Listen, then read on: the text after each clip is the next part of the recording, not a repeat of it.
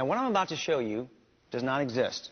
These were actually created by our graphic artists, but I want you to keep your eye out for this, because this is what evolutionists have been searching for hundreds of years.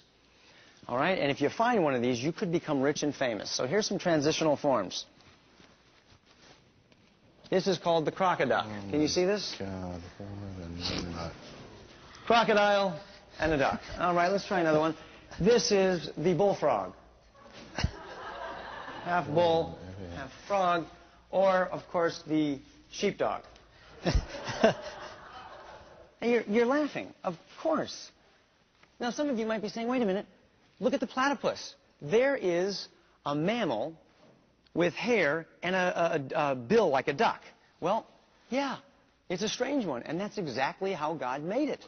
And there's plenty of strange animals like that. Nature is observable proof that every animal brings forth after its own kind. No one has ever seen a horse produce a non-horse, or a bird produce anything but another bird.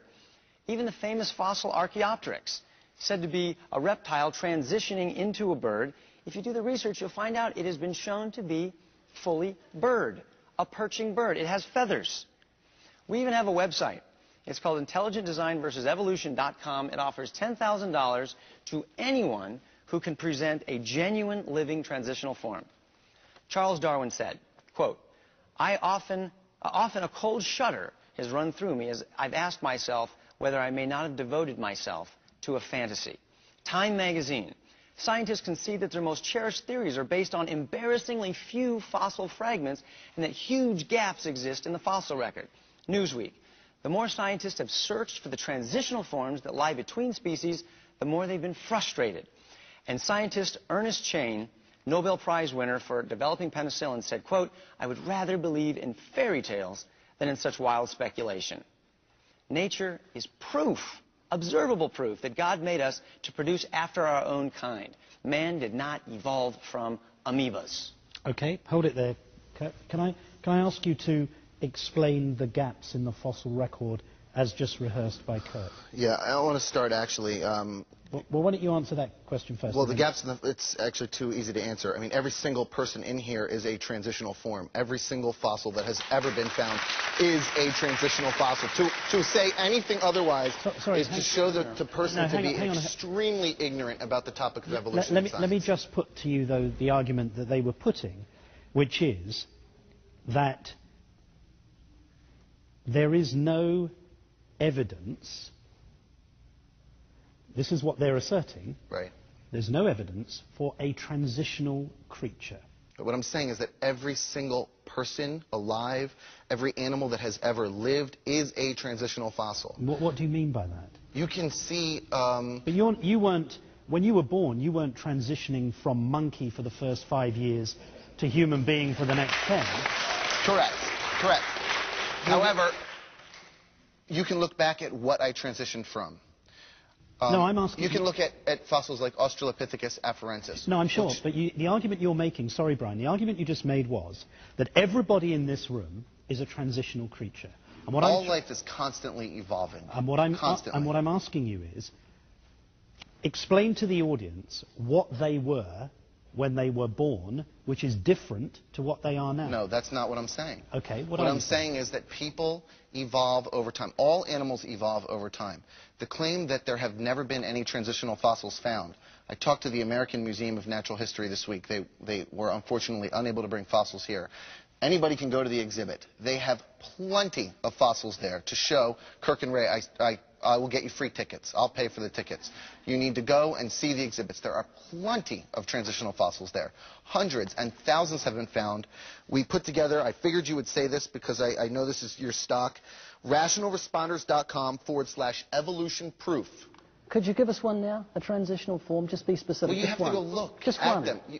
Australopithecus afarensis. What's the transitional form from what? From a previous other ape-like creature to the, what we have today. There's that Australopithecus afarensis lived about 7 million years ago. There are plenty of transitional fossils in between, because you can date it.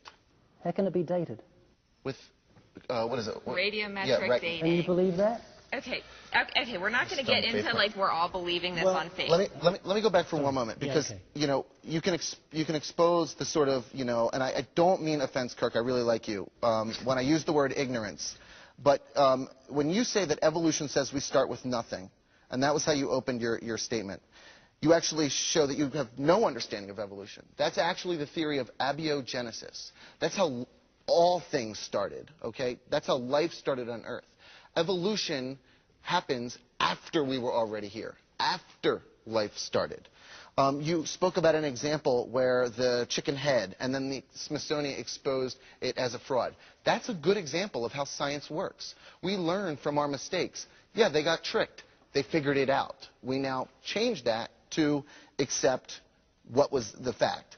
You talk about microevolution. That was maybe wrong, and you have to scrap the theory again and come up with the next one. And it'll happen over and over. You scrap one fossil out of the hundreds of thousands that are available. You spoke about microevolution and how we have that, but not macroevolution. I'd ask you, how can you not walk a mile taking one step at a time? Microevolution is one step at a time. Macro is when you get to that end of that mile. How can you not walk a mile taking one step at a time? Well, before you do that, okay, that's your response to what they said. Can I just respond, Kirk, to the argument that you've just heard, which was that actually evolution is evidenced. There is evidence, and it is accepted. As far as I understand from the research that I've done, I'm sorry, ask me that question again. Tell me again. Brian's position was that he heard you say that there are gaps in the fossil record. Yeah. His argument is, if you go to the American Museum of Natural History, there are fossils, and there's evidence. And second, that transition occurs over very large lengths of time. And a mile is accomplished by taking one step at a time. Correct. As far as I understand, any fossil that you find at your museum is a fully formed creature. There is not something in there that is halfway between one animal and halfway between another animal that you can observe to be so. Your assumption is that evolution is true from the outset. That's your presupposition, and therefore you say that you and I are transitional forms. We're constantly changing into the next thing. That's based on your presupposition that evolution is true. But the observable evidence is that you've got animals that are fully formed. You've got adaptation within a species, but you've never seen any animal produce anything other than because that's not how evolution works.